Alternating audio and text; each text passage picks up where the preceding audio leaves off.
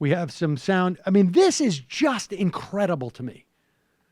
Paul Ryan. I mean, look, we've had a lot of examples, right, of Republican primary candidates basically saying Trump is Hitler. But then, at the end of the campaign, they come out and they say, well, yeah, man, it's the campaign and blah, blah, blah. This sound from Paul Ryan is so stunning to me. Like, I don't feel any sympathy for him. I don't appreciate him in any way. But there is that quality of Paul Ryan now where, like, you see someone you think is just a horrible person and they're getting beat up on the street and they're just like literally, I mean, I don't know when I've seen this happen, but maybe I've seen a video of it or something. I have no idea. World star.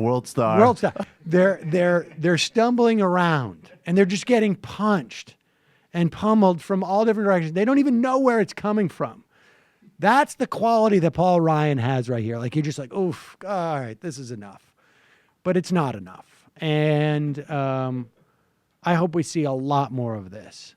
I honestly, and I've got an op-ed from the Wall Street Journal that is just spectacular. It's just spectacular in its, I don't even know how to describe this. But let me just say, I mean, I think the writing has been on the wall in terms of Sanders' campaign for quite a while. And I think I was probably most disappointed after Ohio. I kind of thought after Nevada even. Well, like if he had won Nevada. Michigan gave me some hope. Yeah, Ohio was devastating. But my point being that I think I would have a much tougher time with Sanders, this being out of reach for Sanders, if it wasn't for the incredible amount, and Schadenfreude really doesn't work because I think you have to be friends with the person.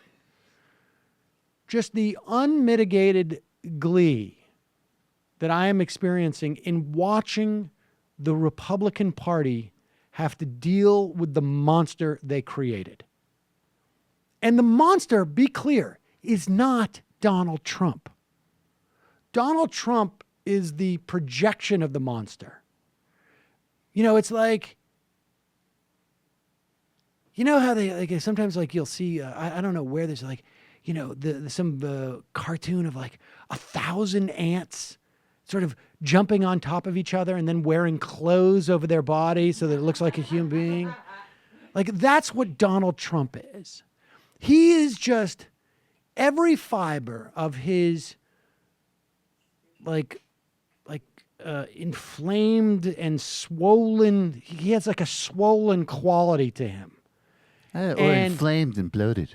Bloated. Very heavy on the bloated. Bloated is made up of thousands of Republican voters. His like bloated body is really sort of just inflated by the warped aspirations of Republican voters that has been nurtured by a Republican Party. And I am enjoying so much.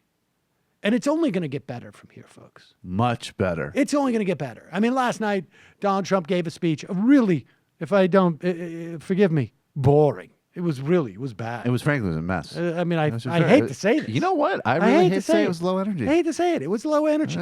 I'm not going to say it. I'm not going to say. I heard people say that he doesn't give good speeches anymore, which is sad to hear. It's sad to hear.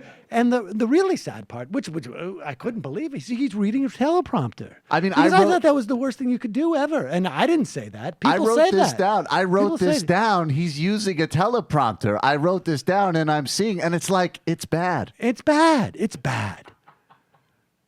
Sad. I call him Teleprompter Don is what I call him. I call him that. That's what we call him. We call him that. Teleprompter Don. It's true. We call him teleprompter Don. It's true, we do. And It's like his thoughts aren't there. should I call him It's like- Teleprompter Don? Should we call him that? Or we should just call him Racist Weaving Don? Would you feel good about that? I don't know. But his speech, it was boring. You could see it. I felt bad for the people in the The audience. people there, they were exhausted. They were drive. like- You go all the way out to a speech. You very drive. low You got energy. your kids a babysitter. You want to come. You want to hear about Mexicans And and he didn't care. rapists and winning. And he didn't even care. And I'll tell you the sad part. You know what the sad part was? Here he is giving a boring speech to the people just so he can make Paul Ryan happy. So bored. So boring. Really boring. This is that sound mean- from the people at the speech. It was so boring. They were upset because. sad. And who is Paul Bryan, anyways? Yeah, I mean, what? He's doing the P90X and running around looking like a little rascals guy. And who cares? It's a real shame. Frankly, it's sad. It's a real shame. Now, I'm not saying it's because of Donald Trump's heritage, that he comes from a people who are intrinsically boring. No, I wouldn't say that. There's a lot of Scottish people that people say are bloated and boring. I wouldn't say something I like wouldn't that. say that. And he's very proud of his heritage, and that's great. That's I'm great. glad he is. No, it's very great. He's very Yeah, proud good of his for him. bloat. He He's should be very proud. of his bloat. very, very proud of his bloat. I mean, he But shows it. people say He he's shows it. bloated. In fact, it looks like he pushes his bloat up from his body, then quickly buttons his shirt collar so that he actually shows more bloat. And people say He's he proud wants of it. to look orange, and that's great. That's great. Good for him. All right, we're going to take a break. We're going to play. Hello, you. I'm Sam Cedar. Looking for smart progressive talk that is occasionally amusing? Well, subscribe to our YouTube feed. Subscribe to our podcast. Like us on Facebook. And just generally enjoy us.